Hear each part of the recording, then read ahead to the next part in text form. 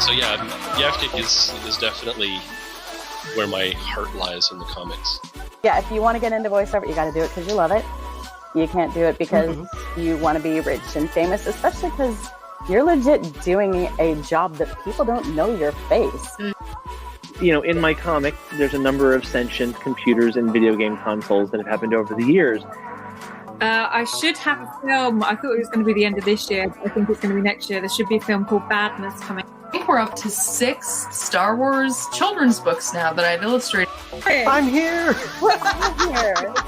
The dork behind the drawing. No. Yay! Don't look him directly in the face. I draw cartoons for a living, and you can't tell me that the stuff that that we're producing nowadays is just for kids.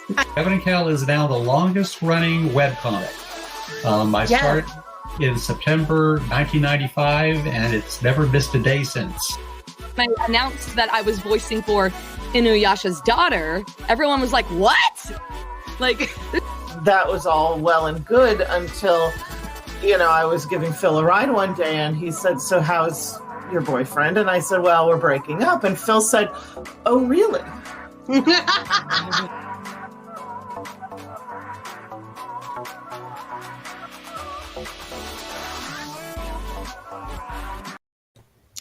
Welcome to Creators Corner on Planet Flipside. How's everyone doing tonight? Good. Welcome back. Did you miss I love the Creators Corner. It's purple. It's great. Yeah. Mel's favorite color. Yeah, my favorite color too. Purple. How is everybody? I've been video gaming today. Yeah. It's Eliza's fault. I actually made a TikTok today. You made a TikTok? Shocker. Yeah. I made 2. Hi, Myrtle. Hi, Goat. I'm an overachiever. Mel, it's been so long. Are you putting your toes back in the water? Yeah, well. A little? No. Yeah, no. You're working on dice, Goat? Oh, cool. Make sure to post those. We like to see it when you make dice. We like dice. Who's making dice? Goat. He's in the Discord channel. He does different molds. He made some giant ones. Yeah. Nice. I think they're for D&D. Yep, the D&D dice. Yeah. I want to see the big one. He's made molds for big 20-siders, and I want to see those. I have big 6-siders. They're like this big. Well, they were hubbies, but I've used them actually during GURPS campaigns. Hey, what's his is yours. It's true. What's mine is mine, and what's his is mine. Yeah. That's the way it works. So, Steve, How's your day been, what Steve? are you up to? You have a new thing coming out, or just came out? Didn't just come out?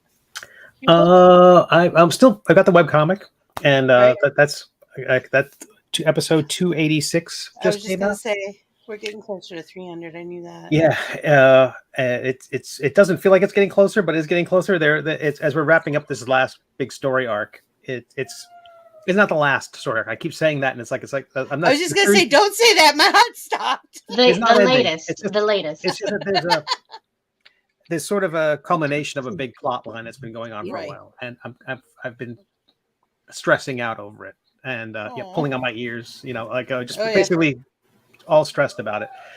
But it's coming together. I'm really happy with it. But I've also been doing some other Kickstarters. I started sculpting on my Twitch channel, and I basically taught myself to sculpt in the last 8 or 9 months, and so like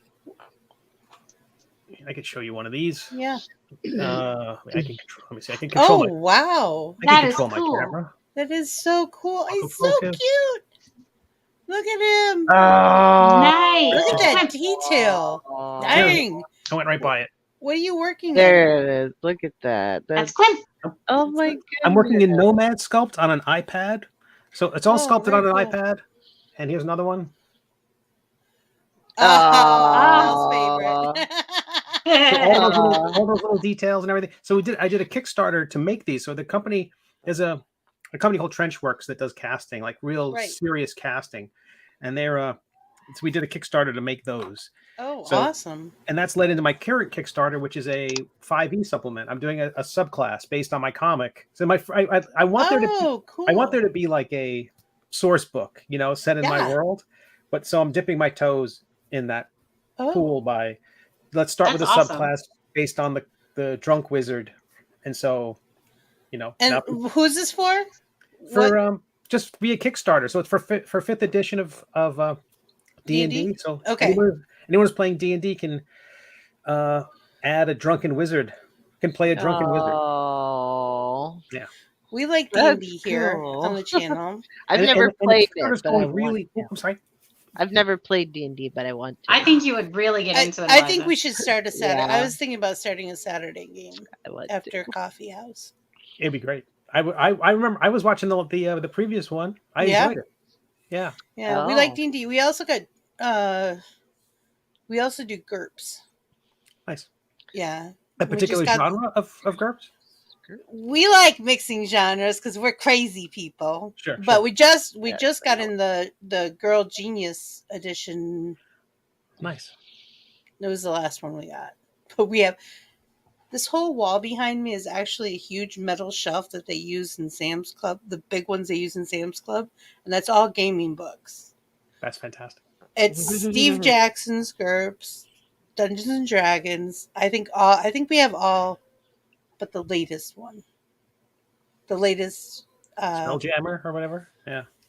we have the original Spelljammer stuff, but not the new Of stuff. course you do. That's fantastic. We have Pathfinder. We have Champions and Heroes. We have Nice. Buffy the Vampire Slayer. I got that. Wow. We got that for a wedding present. My friend See, got that us one you for- might get me interested in.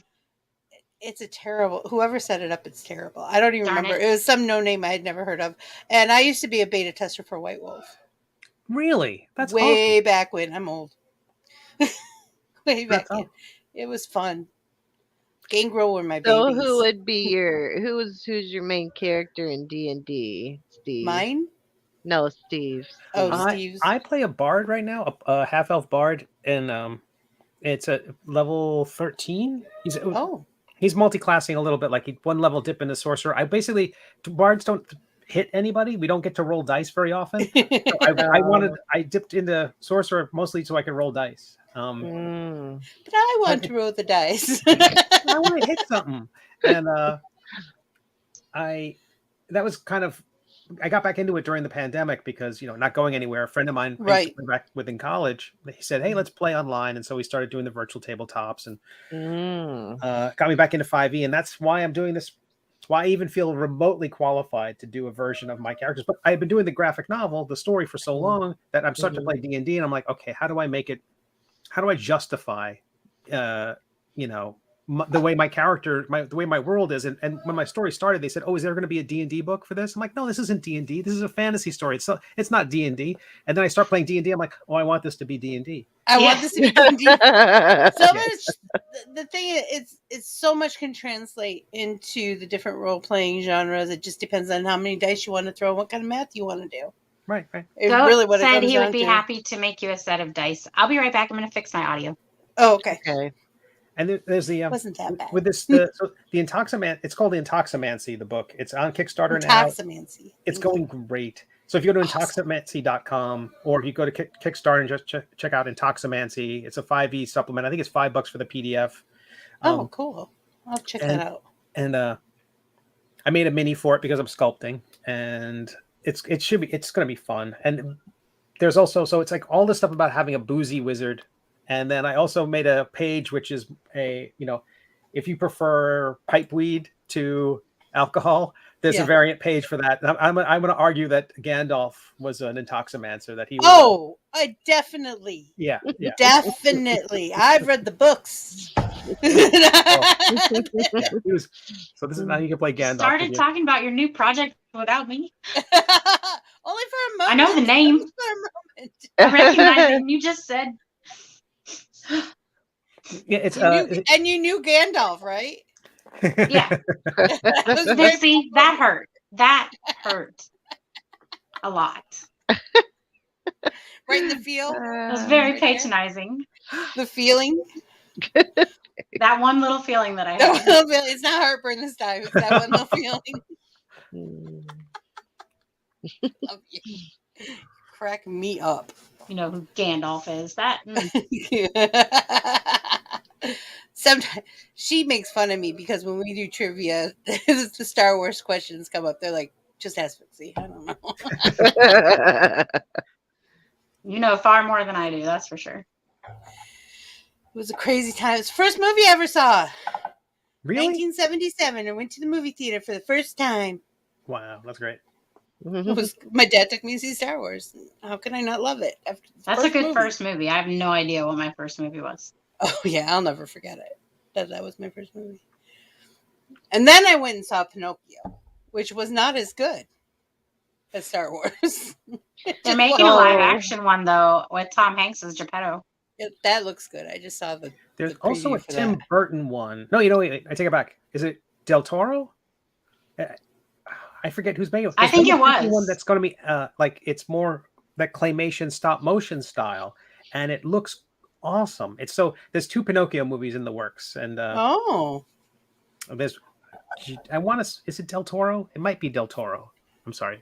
I don't know. There might be some clicking. Jelly bean.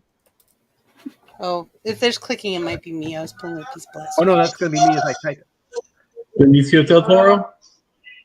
Benicio del Toro? That's what I thought. I'm not I need to look it up. I was gonna say, I don't know. You gotta be curious. It's Guillermo Del Toro. Guillermo. From Hellboy and Pan's Labyrinth. Yeah, he's got one which looks Love those aesthetics. Yeah, crazy great. Yeah. The other one looks more like, like they're just doing a 3D version of the original Pinocchio, which it was a little weird. Yeah, I saw the preview. The only thing I really like, I know the voice that's voicing Jiminy Cricket. No, I can't think of what his name is now.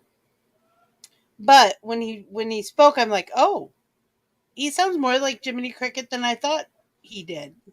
Is it one with weird. Ewan McGregor? Is he? Yes, Ewan McGregor. Thank you. Yeah. I'm like, I can't think of his name now. It's on my head. But yeah, and Tom Hanks. I didn't even realize it was Tom Hanks at first until he started talking.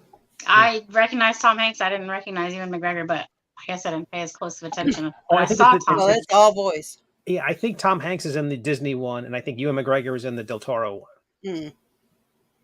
So sorry, all the open drawing, all the Pinocchio you could want. It's weird when they do that though. When they have the different ones on top of each other, like Cinderella's on top of each other. It's like, okay, how many times we can tell the story, guys? Yeah. I just heard about Little Mermaid going live action. Not sure I'm excited about that one. Didn't they already? Well, I guess they did a variation of it. With Rihanna. I didn't know they were making a new Little Mermaid. Rihanna? So I have to ask you this. I have to ask you this question because it's Rihanna, right? I know that Sherry would want me to ask you this question. Yeah. What's your favorite color and why? Oh yeah. Oh wow. It's important. It is important. Dark blue. Dark blue. It is a shadow I paint into everything I do. It is. I get made fun of on my live stream for like getting so excited because the shadows when they're gray, like if you add shadow to something and it's black shadow, it's fine. It makes it darker. It's a shade of the thing. That's fine. Mm-hmm. But you put blue in that, and on skin, like suddenly if the shadow under the nose has got a little bit of blue in it, it's like a whole. I don't know. I go a little crazy because it's so awesome, and I put this blue shadow on everything, and so that's why it's. It makes me think of Void, the darkness or the void when it has that little bit of blue, like that gives it even more dimension. Yes, so you could actually dive into it instead of it being flat. Mm-hmm. Yeah, I mean it changed everything for how I paint, digitally paint. It's I do that in my comic too for shadows. It's like that I'll finish all the coloring and it's very cell shaded, like you know, the cape is red, and so the cape is all shades of red, and then the armor is gray and all shades of gray, and then I put the blue shadow in, and it brings a lot of it together. And you know, also like when blue light is indicating moonlight, you know, it's just a really strong. So I like it for you know, utility reasons, but also because I don't know, it makes everything I do a little bit better. So it's yeah, I that's why I don't know if it would be the color I'd want to paint a room or what I necessarily wear because it's my favorite color that in that way. But yeah, it's more of an enhancer. Yeah, in terms of where my head is at, I love that color. I like that.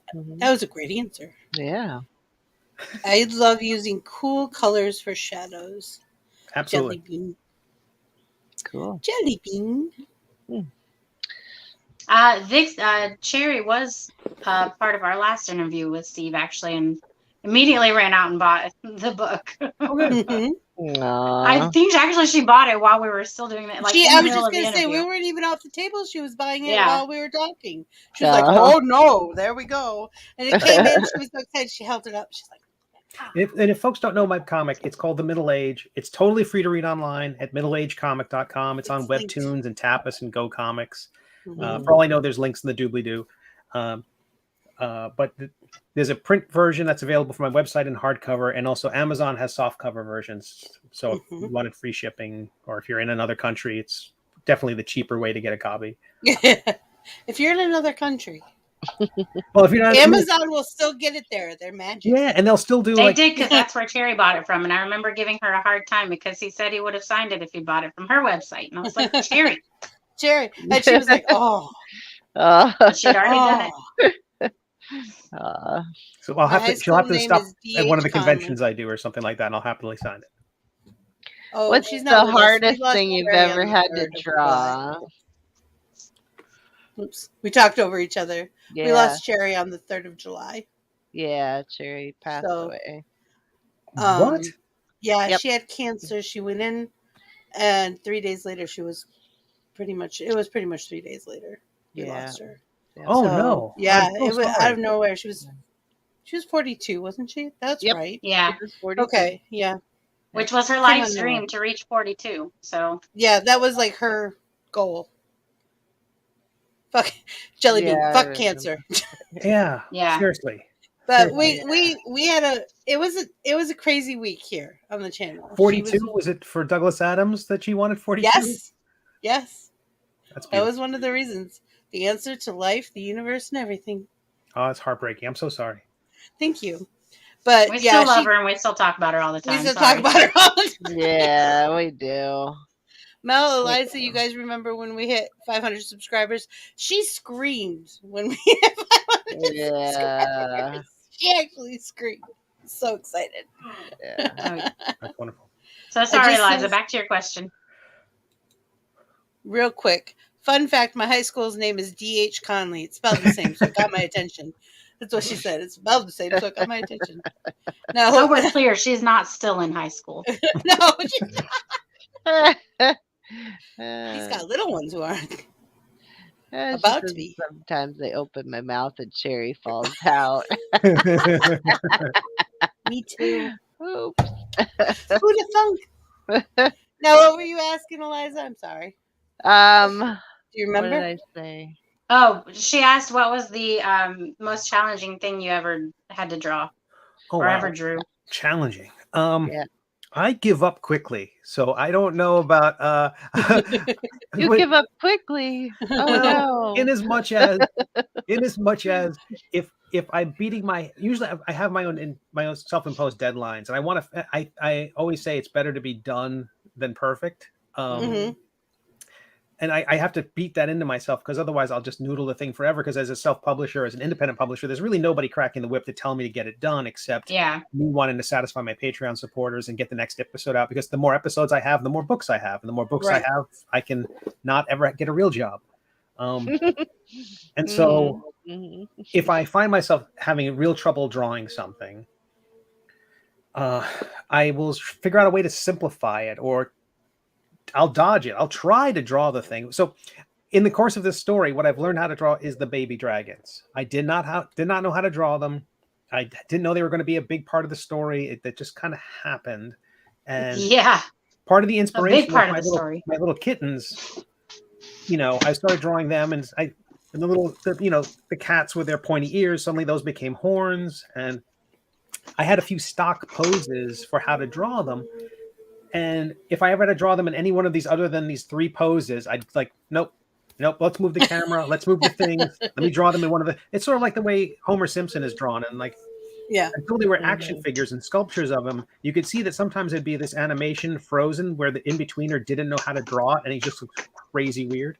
So one of the sculpts I made, I was talking about the sculptures before, was this baby dragon, and so I had no excuse but to figure out how to draw him from every angle. So adorable. So now that I've made this guy, I now know how to draw him. So this was probably the hardest thing I had to do, but figuring it out, like, that's awesome though. Now I know what they look like. Taking stuff, and it's kind of a life lesson. You got to kind of sometimes when you look at something and it's difficult, you got to go, okay, I got to pare this down to something simplistic, right? In multiple steps. And we got to do that in life a lot. If it's not that I would never want to change the story because I'm dodging drawing something. I never thought I would do a fantasy story. The chainmail I draw on this character is so labor intensive. I mean, that's not the hardest thing I have to draw, but it's the one that's I can sometimes dread it more than something complicated. Yeah. Because I just know, that's going to take an hour of my life. And I'm like, okay, let's brew some coffee. Jellybean says, how do you sculpt it so tiny? So it's a digital sculpts. It's a digital sculpt. I do it on my iPad. I usually live stream over on Twitch at twitch.tv/Steve Conley Tuesdays and Thursdays, 4 to 8 p.m. East Coast time. And I will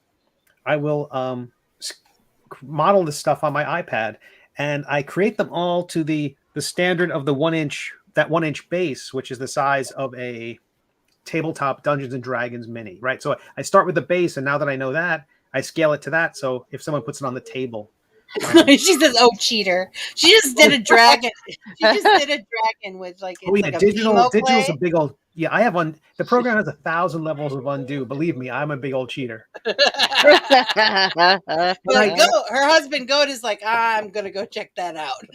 and I do stuff like I'm halfway through a file and the file's getting really large. I'm like, I'm about to do something really crazy with this. I'm going to save a new version. It's sort of like old video game styles of save points where you're like, okay, I'm about to die. I want to come back to this point. And so now like that was like, usually it's like by the time it's done, it's usually version 8 or 9. Cause that's how I edit everything. Yeah.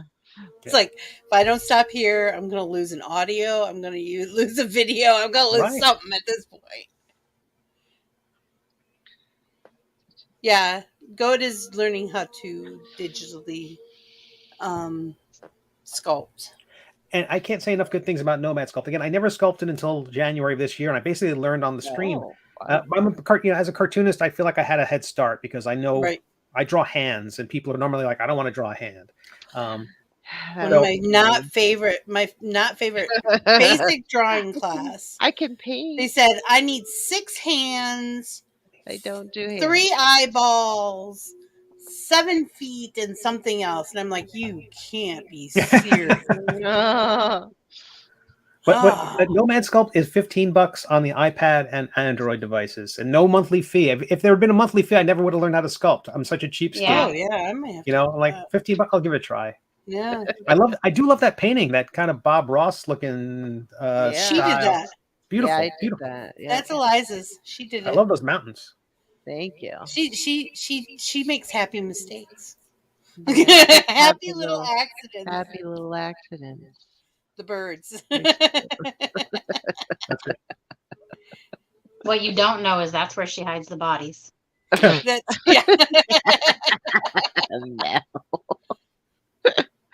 No. What? I can't read that. Sorry, I have to put it up here because I can't read it down there. I've looked into sculpting on Blender mainly because it's free. We use a lot of Blender in this house, but that's a whole other expertise than the mesh modeling and animation I play around with. Yeah, I downloaded Blender and I just got terrified. I launched it. I love that it's free, but it's like This wants to do way more than You have to dive right in. You just have to dive in and start pushing buttons. Really, There's animation. You got to go with. Yeah. You got to go with a headset that, if you can do it, you can undo it. That's the only way. That's crazy. I mean, places like oh no, it just fell out of my head. Toy Story people. Pixar use it. So, big companies do use it. Not as their main, but yeah, I think it's amazing. I liked Nomad Sculpt because it's got like 8 buttons and it's yeah, we're always seeing a theme here, Steve. Yeah. I'm not smart. Easy going. No, yeah, I think you're pretty in the smart. beginning and the end of the opening. I'm not smart, but I'm lazy. No. You find what works for you. There's nothing wrong with that. Yeah. It's what you should do. It's what everybody should do. What works for you. Yeah. Jelly Bean showed me Nomad one day and I bought it. So he's going to probably be going to head over to your Twitch shows and see what. Yeah, please do. It's super easy and a lot of fun. And again, 1,000 levels of undo. So only once in a while has it crashed when the thing got particularly complicated. And so now what I'm doing is I'm actually I'm doing this painting. So if you check out Intoximancy, again, I'm not saying this to buy my book. No, go ahead. No, it's more like there's a painting I did for the cover of the thing. And what I did was I sculpted a figure, created a render of that, and the color's fine. The iPad can't really do full-on lighting and shading. You're limited to the number of lights. All the shadows are approximations, and they're not great ones. So I export it into Procreate, the drawing program I do all my comics in, and I paint on top of it. And so I made that painting, but I used a sculpture I created in the program in Nomad Sculpt as my reference. So it can get me things like the shape of the volume. I could really play around with the pose of the figure. And then when I get the character just right, I can light it. So at least I've got some basic lighting. I bring it in and then I paint it, lots of blue shadows. And and the whole thing just came together. And I'm not a painter. I'm barely a sculptor. And I think it turned out great. So this is a whole new. Check that out. I basically unlocked 2 superpowers in the last 6 months, and I'm so excited. I wish I had been doing it ages ago. Nice. So definitely leveling up. That's Do you print your minis, or do you have someone print them for you? I have some. I have some that are printed by a shop called Simon's Magic Shop. I found them on Etsy, and they've got their own website. They do resin 3D printing. And they do wonderful work. But for the minis I do through the Kickstarters, I'm using Trenchworks, which if you're familiar with Matt Colville, MCDM. I've heard of Trenchworks before. Yeah, they do high-end minis. So like that figure Waddle Bottom. I mean, I tried to sculpt the bird's wing. And so the first thing I did was I created like this big slab of clay and started carving shapes into it like it was a piece of wood, as if I were or marble. Eventually I gave up on that. Well, not eventually, very quickly in my I gave up on that. He did say he gives up quickly. So then I built it one feather at a time. I built each feather, laid it all in, and I'll zoom in on this again if I can. That's so pretty. So each one of those feathers was built. Let me get the back of this fella. This is Waddle Bottom, the Lord of all ducks, and this is what Trenchworks put together. And they sculpt the thing's so tiny. Yeah. And they did a magical job. So that is amazing. Yeah. And I've gotten the 3D prints from people and they're fine, but you can see the stair stepping, the striations of the materials and the somewhat low. But Trenchworks is like they've got the access to they create a master print, which is from the kind of 3D printer that they print teeth with. Like if you need to get a cap and it's supposed to be like shaped to your mouth perfectly and indestructible, they print one of those as the master and then make the molds from that. And that's how you get something as pretty as that. That is so cool. Yeah.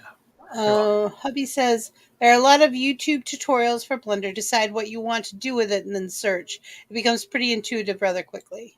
That's great. I will give it another shot. I found the bumper pool version of you gotta kind of pick and choose your thing. Some of those voices, man. I love people, but If you're going to do a tutorial, you can't be monotone. You put people to sleep. It's terrible. I like the ones with long stories before they get to the point. I love that. That's my favorite. Oh, good. There's a lot of those. There's a lot of that.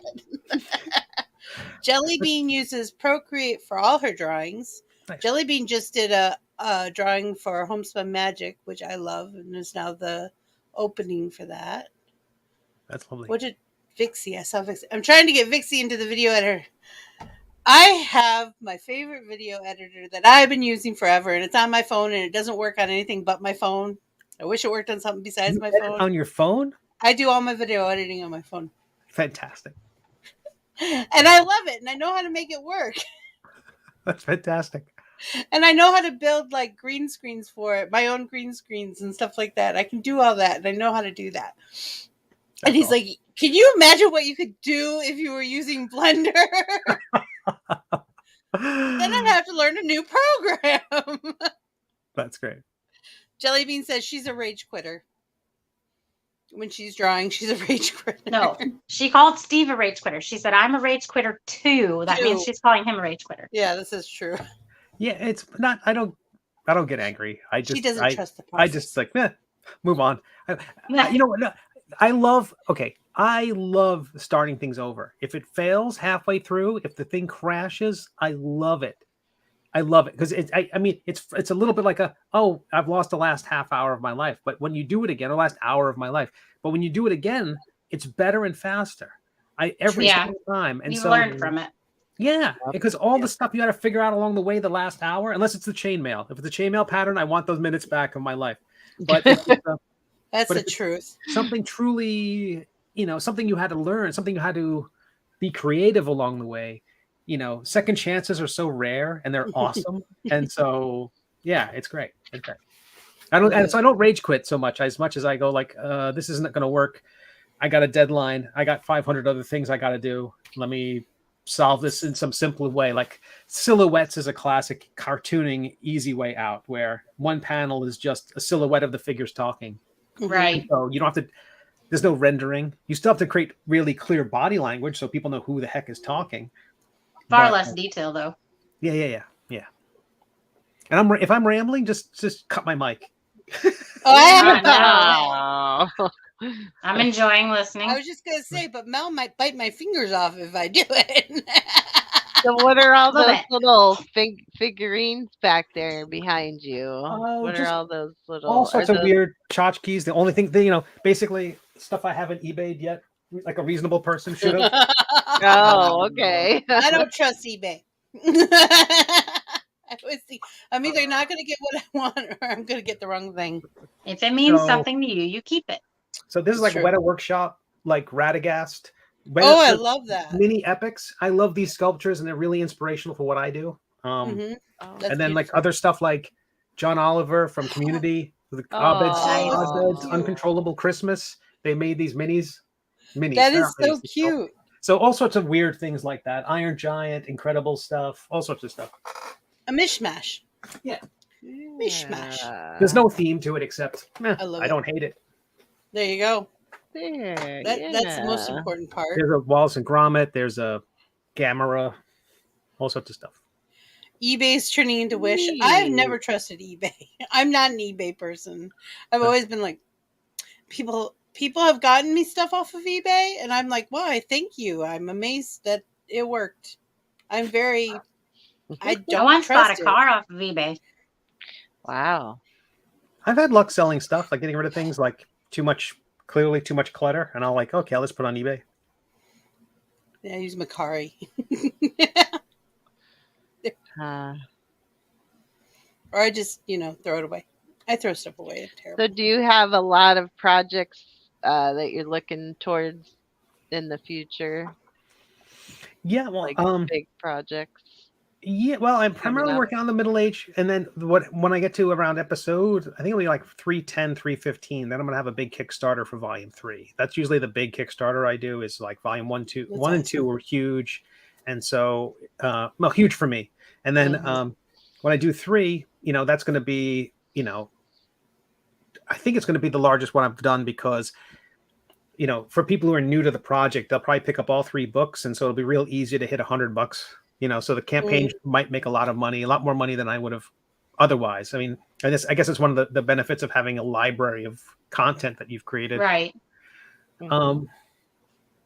I want to try to get more into comic book stores. I've never had the middle age in comic book stores, and I'm a huge comic book nerd, and so I'd love to do more of that. And also the TTRPG, the role playing game stuff. That is, I was playing the red box and blue box editions of Dungeons and Dragons and Villains and Vigilantes and I have a copy of that. Star Frontiers and Traveler and the James Bond game and the Star Trek game, all that nerd stuff. The idea of having, so that's part of the dumb stuff rattling around. If I can figure out a way to, and I seem to so far with Intoximancy have found a new audience. That's the best thing about this.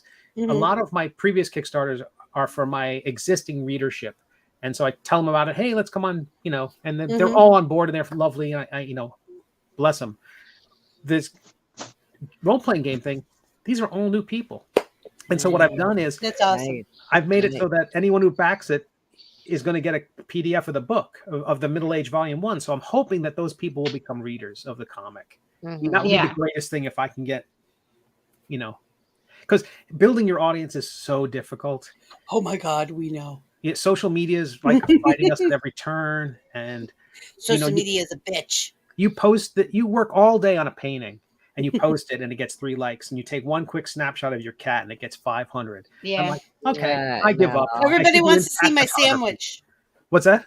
Everybody wants to see my sandwich. Exactly. Yeah, I should be. And people wonder why are you posting pictures of your food? Well, it's the only thing that gets a reaction. That's the only thing everybody likes. So don't blame me. Don't say that, because remember when I said I maybe made a TikTok earlier? It was the recipe that Laura's been asking me for years. Told you. You're gonna blow up. All of a sudden, you're gonna have 27K followers, and I'm gonna be sitting there with 3. No. I love that you named it Intoximancy, though. That's a really cool name. Yeah. How did you come up with that name? It was stupid. I generally said on something. So my only artistic epiphany was that for the longest time I was trying to draw like some of my favorite artists: Wally Wood, Steve Rude, Jack Kirby, Alex Toth, Steve Ditko, Yves Chaland, tons and tons of great cartoonists and wonderful artists, Frazetta, and countless. And I tried to draw like them, and I couldn't do it. I basically spent 20 years trying to draw like my heroes, and I got to work on a book by Richard Thompson, and Richard Thompson drew nothing like me. He did he did a comic strip called Cul-de-sac, and his work was like loose and scratchy, and the funniest stuff I've ever seen. And I can't draw like Richard. I wouldn't even try to, because it's just so not my DNA. It's so different, but it was so funny. The example I use is he drew a cow, and if he was taking a class, the class of how to draw a cow, he would have flunked out. But his picture of a cow is the funniest cow you've ever seen. And it's a cow. You know it's a cow. It's clearly a cow. But it's like better. It's what a cow. If there was a cow who wanted to make you laugh, he would look like that. And that changed. I got to work on a book. I was an art director or the book designer on a collection of his work, and so I'm inundated with his work for 6 months or so, and it changed me. It's like now I'm not trying to draw like my heroes. They're still my heroes. I love their work to death, but now it's like if it makes me laugh, that's how I know I'm done. Like, I find myself laughing. And so Intoximancy is very stupid. So I'm all over it. It's like at one point the wizard is just talking like Jabberwocky. There's a drink in the store. He says, "I'll have a Jabberwocky." Well, what's in that? It's like take 2 Trem hefts from a blah blah blah blah blah blah. It's just and gyre lispidly until the whittles tremble, and it's like what? And it's stupid, and it makes me laugh every time I read it. And so that's my story, and that's how I draw, and that's how everything is about. If it's stupid enough to make me laugh, and so Intoximancy was just this crapulence is the state of being intoxicated. Being drunk is crapulence. It's a wonderful word. It's a fantastic word. So he has a Crapulencer's great staff. That'll be one of the items that's in the book. And you think you get in trouble if you said crapulence. But I can no, how hear dare how you? be on the other side of the house laughing. Excellent. Because he's a technomancer. That's like his thing. Is anything magic? He'll play a magic use until the day is done. Well, this should be fun. But so part of what I'm trying to do with the spells in this thing is I'm trying to make them useful and stupid. And I shared them. It makes it sort of We're okay. buying this. Let's do some D&D 5e nerd stuff for 83 seconds if everyone will tolerate me. Okay. There is a thing in D&D called, you have your action, you have your possible bonus action, you have a reaction. There's 3 different things you can do in your turn. The reaction is a big deal because your reaction is when someone runs out of your range, you can hit them with an opportunity attack, or you can cast shield on yourself. So it's a powerful thing to have a reaction. So this new spell I've introduced is called Cheers. The wizard raises their glass to you, and if you fall for it by failing a roll, you immediately react and cheer them back. And so now you've eaten up their reaction, and they're just like they take a little bit of psychic damage. I love it. So it's practical because it takes away opponent's reaction. At the same time, it's very stupid, and so it's a win-win. I like it. It's kind of like when people come over and they say goodbye instead of hello. So it's perfect. It just takes a beat. I appreciate that 83-second indulgence. I'm sorry if I. That was awesome. No, I enjoyed the hell out of that. Yeah. Hubby's like, you're letting me buy this, right? Yes. I'm encouraging it. I'm encouraging it. I mean, I'm partial to the number 83 anyway, so it's cool. Yeah. It's true. Usefully stupid. Jellybean approves. Usefully stupid. Fantastic. Too funny. I love it. Oh my goodness. I'm gonna have to get these books for the library. Yeah, you Mel, should. are these books in your library? I think her readers might be a little young. How old? Well, they actually might like it. How old are they? Well, it's K to 8. Oh, it's K to 8? I thought it was. Yeah. I thought it was. There's No, it's bad in language. elementary and middle school together. There's no bad language in it. It's just bloody. No. Yeah. No. That's why I'm saying I think they might like it. Yeah. Ooh, put it on There's your a lot wish of running. list. There's a lot of running with sharp objects. So Yeah. there's blood. That's okay. We have Twilight. Tolkien's in there. It's okay. They have Twilight. That's Yeah. they'll- Twilight. Yeah, We have Twilight. they'll love Oh yeah. this. Okay. I did not curate this library. This is what I inherited. It's what I inherited. I'm working with what I got. I've been there for a month. You can't blame me for what's there.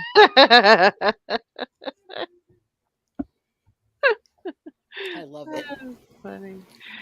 But Kids it will is love nice it. to see all the Parents maybe kids not so coming much. in and begging to borrow books and like, because we don't have our it's the beginning of the school year and not all our system for the library checkout isn't updated with all of the kids and all their new classes and whatever. So we're not letting kids check out yet. But I keep getting asked all the time, when are we going to be able to? And I'm like, I'm waiting for IT. I'm sorry. That's lovely. That's lovely. I'm glad. But it's great that they're so eager to borrow books. Yeah, that is Yeah. awesome. Well, I'm definitely getting this series for the The library. last time I went to the library in Putting it out person, for everybody to because I do see. a lot of mine over the internet, but last time I went in person, I was pregnant with our youngest, and they said, by the way, as soon as he gets his social security card, you can get him a library card. I'm like, he'll only be like 3 months old. Social security Mhm. card. But you should be reading to him. Well, that, and they have all kinds of media stuff and music and, you know, all that.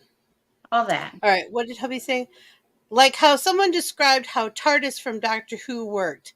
Half semi-reasonable technobabble, half inside joke. Sure.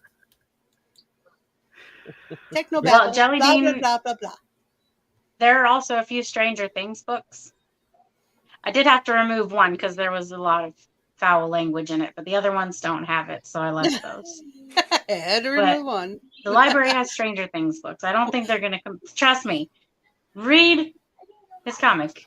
You will It's love not- it. Jelly Bean it's and not Goat, anything I'm bad. telling you. One of the things that goes out the most at my library, and I'm a public library, Mm-hmm. are graphic novels and Cool. comic and You know comic. what? Yeah. because a lot of graphic Yeah, and they're novels definitely are very asking for more of those. Yeah. Because When I we was a asked them, what do you want to read? What are you excited to read? And so we're trying to get those kind of books. That's awesome. Yeah. Yeah, when I was a kid, I'm getting what people there was read. like a handful of books in the library that had any kind of comics in them. No graphic novels when I was a kid. There were no trade paperbacks. There wasn't, but there were like art books and histories of comics, and those I feel bad for anybody else who lived in my town because they were never going to see them because I kept taking them out. I was terrible about that too. We had Calvin and Hobbes. Nice. When I was like a teenager, Calvin. And I remember Garfield being in ours.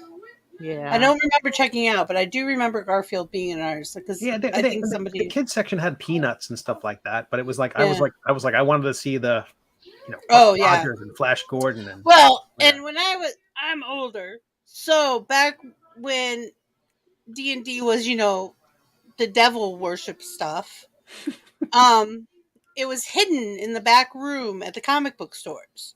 And I'm serious. If y'all don't know, this is a serious thing. Yeah. People really thought it was bad, like bad. So you had to go to the back room. It's like buying 18 plus porn, It's like you had to know somebody to get back there. So when friends and I would go get our D&D supplies, our books and we'd get special character sheets and stuff like that because we knew a guy. And they had some stuff back there that motorcycle nuns with machine guns, which is a role-playing game. And I will never forget that title because it sat right next to Teenage Mutant Ninja Turtles, the black and white edition. The Mutant Ninja Turtles role-playing game? Yeah. Wow. It was based on the original comic, which is black and white. Sure. You can only tell the turtles apart by their weapons. Mm-hmm. Wow. And it was really cool. But we'd sit and read the graphic novels in the store because they were so expensive. It was terrible. We were terrible. We were such terrible kids. But we didn't have the internet. Yeah. We didn't have the internet. So, Steve, are you thinking about ever having any kind of trading cards or anything?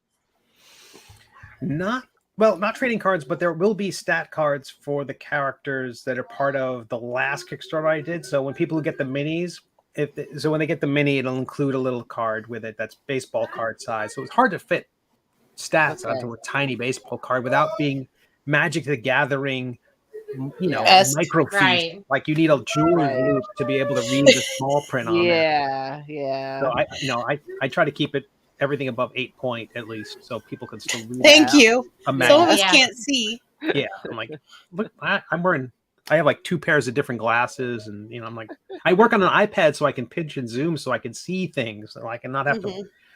Yeah. But true.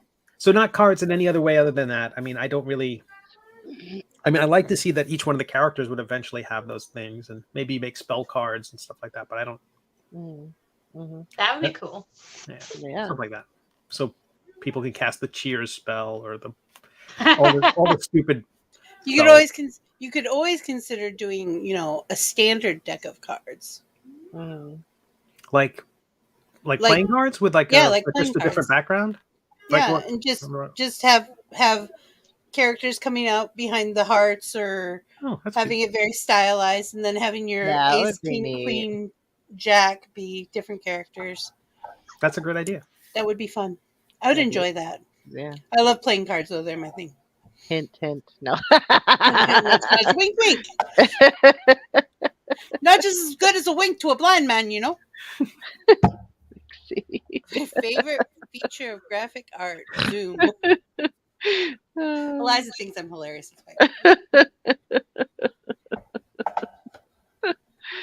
I love you. You're so cute. So, Steve, I have to ask. Deep breath. Do you have a Nintendo Switch? So was that who? What? Do you have a Nintendo Switch? I do not. Oh, I I try not to have games. I get too distracted. Every once in a while I install an understand app that. game on my computer, and I'm like on my iPad, and I'm like, oh, there goes. I just took 1 year of your life away. We do a lot of don't get shows steamed. with our Nintendo Switch games. And then I host my game nights are Yeah, usually we on do. Steam. No, I can't. I can't. I fall right into it. Like I I used to play World of Warcraft, and that definitely that took away 2 years of artistic That growth. will suck you in. Yeah. Yeah. I told him about Fall Guys. I'm like cross platform, free download. It blah, looks blah, great. blah. I've watched people. I've had Twitch on, and people have been playing it, and I find it entertaining. But I'd much rather be on my computer or drawing while they're doing stuff. Yeah. I watch you all play, but I'm not. I can't. Yeah. Saturday nights at 9:30. So that's what's up next. All right. And if you all out there, I see you. Even if you're quiet, it's okay. You can watch Boo Boo. We still love you. We see you. We see you. It's okay. You can watch. It's okay. But if you you want to come join us, you should. You really should. To be the one being running the wrong way down the. I'm terrible. I've done bumping into the camera. Yeah, like, what is he I've doing? done What is he that doing? too. I'm the one who like keep bouncing off the same thing because I can't figure out how to get around it. So I'm just slamming into it, thinking maybe if I hit it again, it'll move. I just need to hit it harder. Just a little harder. If I jump, maybe if I jump, I'll hit the fifth dimension. I don't know. It's terrible. It's absolutely terrible. Peekaboo. If you could be any one of your characters, which one would you be? Oh boy, none of them. None of them. None of them. Why? No, they're not Why? aspirational. Okay. So that's another thing. A little recap for folks who don't know. I'm a part of my head was like, everyone saw the previous episode. Of course they did. Yeah. So if folks don't know, the Middle Ages is a story about a knight who's in love with a dragon, and he has a cursed sword which hates him, and so it's very silly. But it's kind of this epic silly. And none of the characters are really aspirational. Maybe if any of them, it would be Waddlebottom, the Lord of all. I was just gonna say he's the only really heroic character. Phosphonate's pretty great too, but yeah, but the sword is a jerk, and that would be fun. but he's stuck with our hero, or if the sword is stuck with our hero. That's okay. I wouldn't. That's okay. I can have a hero. It's okay. I wouldn't want to be. Stuck. Yeah. But he gets to torture him. It's fun. I was just gonna say. And also partly all the characters are a little bit me, or a lot me, or there are aspects of me. Like the sword gets to say all the venomous former New Yorker, sarcastic jerk stuff, and then Sir Quimp can be the romantic, hopeless fool, which I slide into very easily, or the guy who falls on his face a lot. That I can relate. That's me. And so, but so when I was doing this, doing the role playing game stuff, I find that most people want to have heroic characters. I want to be that person. I want to be amazing. I want to have new powers and level up and all this stuff. It's very much my characters aren't those characters. So I had to create a new character for the cover. It couldn't be, our silly heroes. So it had to be something. So it was really interesting to think about that. I started listening to like 80s rock, like the stuff that I try to imagine what the classic D&D artists were listening to, like right. Rush and Led Zeppelin and Def Leppard and just all the prog rock and the stuff you'd want to listen to while you're airbrushing a van. Exactly. It's very, very silly stuff. So it was fun to do. Fun to put myself in that headspace. I love that stuff. Cracks me up. Heavy metal. But I don't want to be the hero. I want to be the sword that gets to stab people and blame it on the person holding me. I want to be the hero. Jellybean says, like Jeff Dunham and his puppets, your characters are just manifestations of your inner self. Yeah. There are parts of it where I try to distance myself in a great way from them, so that I don't always give them all the same voice or give them all the same perspective or give them. I don't want them to solve problems the way I would solve a problem. I want them to have different foundational beliefs in some cases. So it's like they can't possibly get where I would get because I'm starting from a different place. Right. And so as soon as I figured out that my characters could be like, one of them in particular is essentially ruled by fear. Not that I'm devoid of fear, but it's almost to the exclusion of all else. And very, I'm not writing the great American novel here.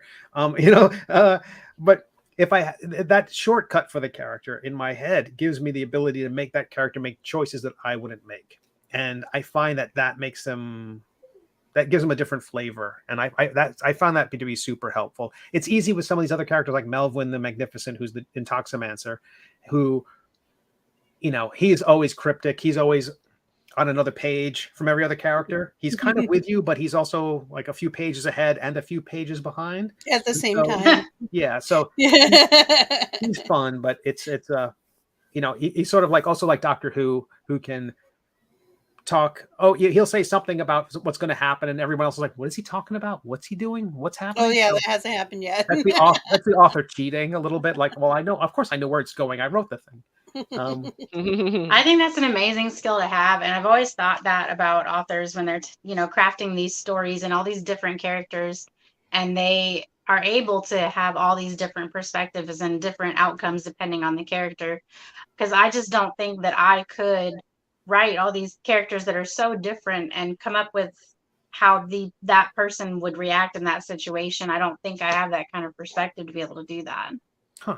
I find because every character would just have my thought process. Well, a good trick is, like they say with writing, would be like, every character has a want, and that seems like such a broad thing, and they don't really get into the weeds of what that means. And what I think it means is that, when you're talking with somebody and they have an agenda and it keeps coming up, and it's like that's really what it is. And so what you'll see if you listen to Aaron Sorkin, like his writing from like The West Wing and things like that, characters are almost always talking past each other because a character has like, I know you're saying something, but what I really want is that cupcake. I really want the cupcake. And so whatever you're going to say is going to come back, no matter what you say is coming back to the cupcake.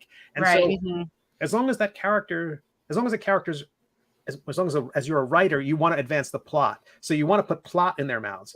But as long as the plot is channeled through their desire for whatever that thing is, they will always have, in my experience, they seem to have a voice in a way. Like the sword wants something. He's never going to tell you what it is. He's never going to make it obvious what it is. But as long as I'm writing it from the perspective that sword wants the thing, and as long as Quimp wants to find Phosphonate, wants to protect the baby dragons, wants to do these things, you can throw anything you want at him. He's going to, everything in his head's going to focus it through that. And that gives him a weird filter. Yeah. Mm-hmm. Sorry if I'm, again, I'll go off on that. I asked. I brought it up. I was just going to say. This is interesting This is what we do here. From the I want to hear it. Author's perspective. Yeah. Very interesting. We brought you here to listen to you talk. Well, all those things feel like, this is kind of the point. A little bit like a cheat. Like, here's my trick for this, and here's my. And people also denigrate the notion of it's a trick. There was a friend of mine who came up to my table at a convention. He said, "Wow, this really looks professional." I said, "No, it really is professional. There's a very little difference between what looks and what the thing looks like and what it is in terms of storytelling, because it's not like there's not a real thing underneath my story. There's not like it's not historical. It's everything is about what it looks like and what I can make things up. Oh, another huge trick. If anyone's a writer out there, make none of your characters reliable. Make it so every story they tell gives you wiggle room later on to change things, because if every character is unreliable, then suddenly you're like, well, maybe I haven't figured this part of the story out yet. I'll make it so that this unreliable narrator tells you the story, and then if later on you want to change it, well, he was pulling your leg, or he was wrong. He was missing. He was missing something. Yeah. He didn't know that X, Y, and Z happened. Right. Because it's your story. You can write it the way you want to. Right. You can't do that indefinitely. It falls apart. Right. It's annoying. Yeah, exactly. You get into like J.J. Abrams territory of like, why are we here? Yeah. Why are we here? M. Night Shyamalan Ding Dong.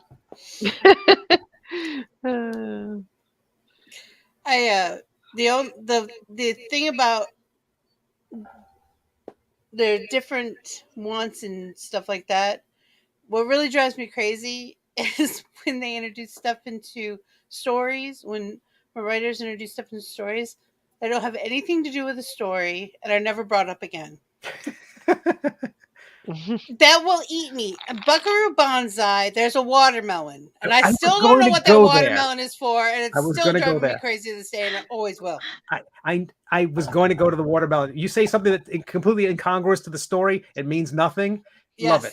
I love that. I love that they drives me nuts. To me, it makes the world bigger. The whole idea that every character in the Cantina in Star Wars has basically had a novel written about them makes the universe feel smaller. I want to not know everything.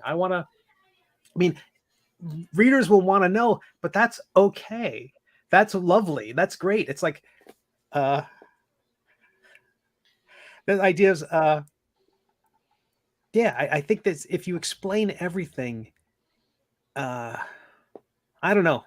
Clearly, there's a demand for it. I think Wars. it Want every would make it too predictable because we've learned to look at everything that we see as something that foreshadows what's to come. And when you have those like red herrings in there, you kind of start to wonder, okay, well, maybe this isn't as predictable as I thought it was. And I do love that. I love that, Mel. Like when I'll tell her, I just watched this. I didn't see it coming. And if I didn't see it coming, because I knew the kids saw dead people before anyone else in my party knew. I knew it. Wow. So if I say I didn't see this coming, it's pretty interesting that I didn't see that coming. I deal with that with my story because it's serialized, right? So every new episode goes online, and so long before I reveal something, every time something happens, like let's say a bolt of fire comes from off stage, people will guess what's happened, and in Webtoon they'll declare, oh, that's the mom, that's the baby dragons, that's the whatever. One of them's right. So to me, it's like, my feeling is that if some people will be like, oh, if you guess where it's going, I want to change it. And I'm more like, I want 20% of my audience to be able to guess where I'm going. Because because that's a great feeling when you guess and it's right. You feel good about yourself. That's like, not a bad feeling. I know what's going on. And you don't want to take that away from people. Yeah. Right. And then the other 80% are like, they're genuinely surprised. So it's like, but if I would say if they're all surprised, that means you haven't given them enough information. Yeah. You've been cheating. And so I find that to be like where I shoot for. I want that's a good balance. Fraction to guess, to be able to guess. And then, communism was just a red herring. Great line from a movie. Oh, wow. It is past time. We went over our time. That's okay. Well, we were having fun. It's my plane. It doesn't land until I run out of gas. So I can't be late for my plane. I own it. Wizard is never late. He's right on time. So thank you so much for coming here tonight. We really appreciate it. We love it. Genuinely. You're always welcome. Just let us know. And you are always welcome. That was why I was trying to get you to play Switch games with us. Yeah. I'm sorry. We do have Family Game Night where we play Jackbox games on Wednesdays. Will you play Jackbox games? You can play with us. Kind of like trivia. Somewhat. Gotcha. I think I'm familiar. I think I'm familiar with those. Yeah. I would love to. They were on the app. They grew up on the Apples. The Macintoshes actually is where it started. Gotcha. But they've been around forever. They just keep coming up with new ones. So that was fun. Well, I appreciate it. It's so lovely to see you all. And I every once in a while I'm lurking on YouTube. I love it. Thank you. Twitch at all? Do you stream on Twitch at all? I stream on Twitch sometimes when I'm doing when we're testing audios and games and stuff. I'll stream on Twitch. So it's under Vixen Little Paw. So okay, I'll look you up. That's and set up just like this though. But mostly here. The studio. But mostly here. We're Wednesdays through Sundays. Lovely. So we have all kinds of stuff. Come back anytime. Coming. It was nice to meet you. Very nice to meet you.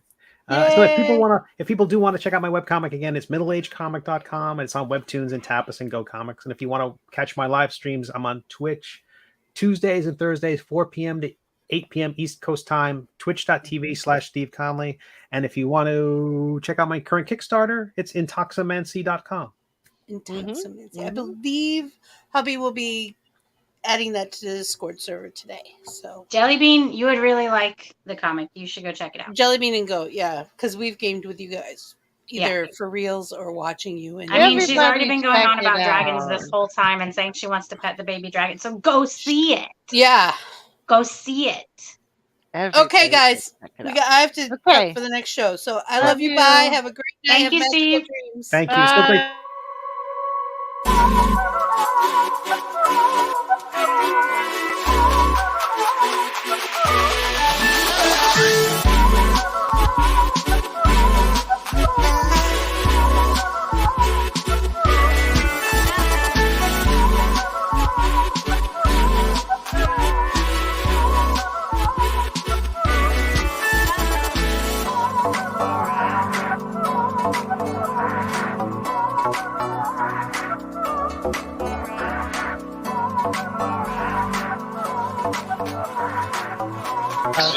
So yeah, Yaftik is definitely where my heart lies in the comics.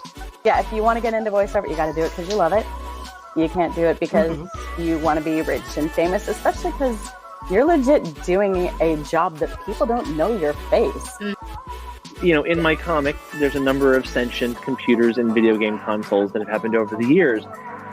I should have a film. I thought it was going to be the end of this year, but I think it's going to be next year. There should be a film called Badness coming. I think we're up to 6 Star Wars children's books now that I've illustrated. I'm here! The dork behind the drawing. No, no. Don't look him directly in the face. I draw cartoons for a living, and you can't tell me that the stuff that that we're producing nowadays is just for kids. Kevin and Kel is now the longest running webcomic. I started in September 1995, and it's never missed a day since. When I announced that I was voicing for Inuyasha's daughter, everyone was like, what? Like, that was all well and good until, I was giving Phil a ride one day and he said, so how's your boyfriend? And I said, well, we're breaking up. And Phil said, oh, really?